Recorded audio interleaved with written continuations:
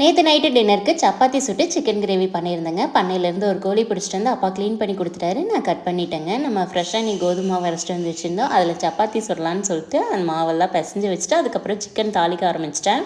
Gravy ரொம்ப திக்காக பண்ணிடாமல் குழம்பு மாதிரி வச்சுருந்தேங்க. வீட்டில் அரைச்ச குழம்பு மிளகாத்தூளும் கொத்தமல்லி பொடி மட்டும்தான் போட்டிருந்தேன். அவ்வளோ டேஸ்ட்டாக வந்துருந்துச்சுங்க. சிக்கனை தாளிச்சு விட்டு தண்ணி ஊற்றி ஒரு அடுப்பில் வேக வச்சுட்டு ஒரு அடுப்பில் தோசைக்கல் வச்சு நாங்கள் டக்குன்னு சப்பாத்தி சுட ஆரம்பிச்சிட்டேங்க.